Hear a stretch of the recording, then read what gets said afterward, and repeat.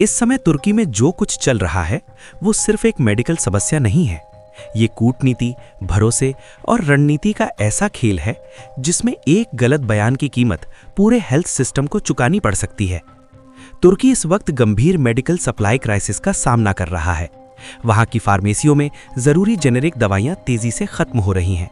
अस्पतालों में मरीजों को सस्ती दवाओं की जगह महंगे विकल्प दिए जा रहे हैं। कई शहरों में मरीजों को एक ही दवा के लिए कई मेडिकल स्टोर के चक्कर लगाने पड़ रहे हैं। ये स्थिति अचानक नहीं आई, इसके पीछे घटनाओं की एक लंबी कड़ी है और उस कड़ी का एक सिरा सीधे भारत से जुड़ता है।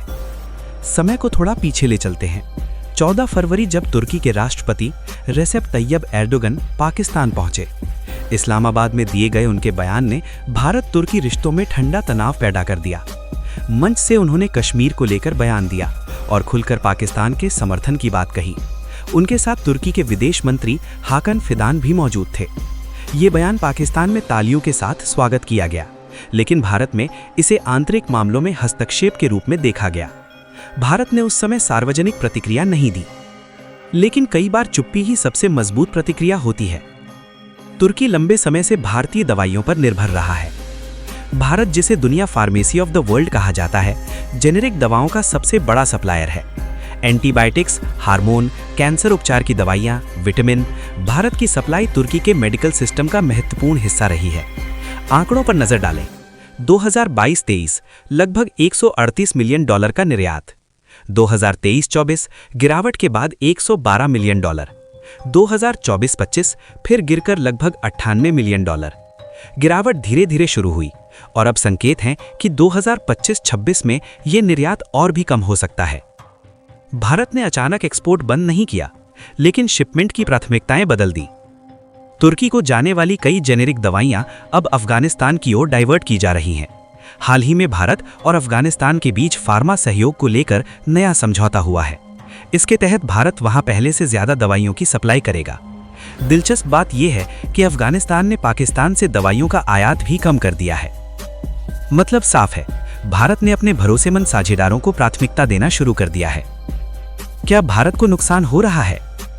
कुछ लोग सोच सकते हैं कि अगर भारत तुर्की को दवाइयां कम भेज रहा है तो भारत को आर्थिक नुकसान हो रहा होगा, लेकिन तस्वीर उल्टी है।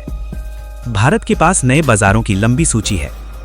ब्राजील, नाइजीरिया, इन दोनों देशों ने भारतीय दवाओं की सप्लाई बढ़ाने की मांग की है।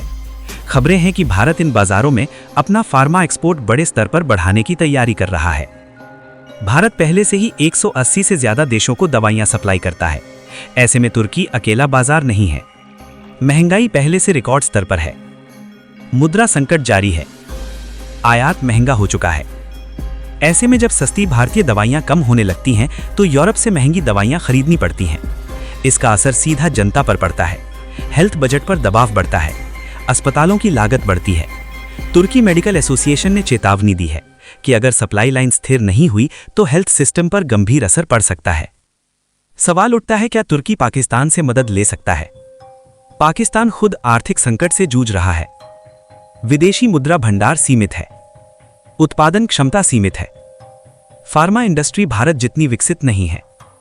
मतलब तुर्की के पास विकल्प तो हैं, लेकिन मजबूत विकल्प कम है। क्या तुर्की को पछतावा है?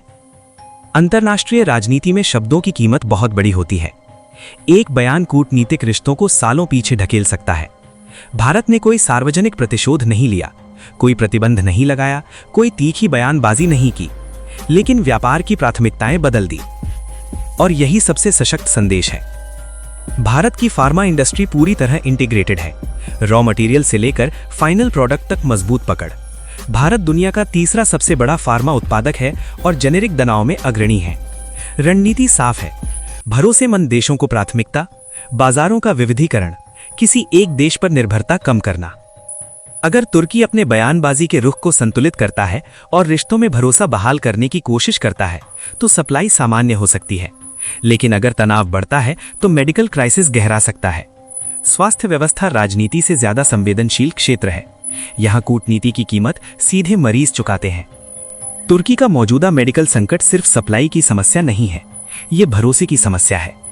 भारत ने यह दिखा दिया है कि वो भावनाओं से नहीं, रणनीति से चलता है, और दुनिया को यह संदेश भी दिया है कि भरोसेमंद साझेदार बनिए, क्योंकि वैश्विक व्यापार में रिश्ते उतने ही महत्वपूर्ण हैं जितने संसाधन।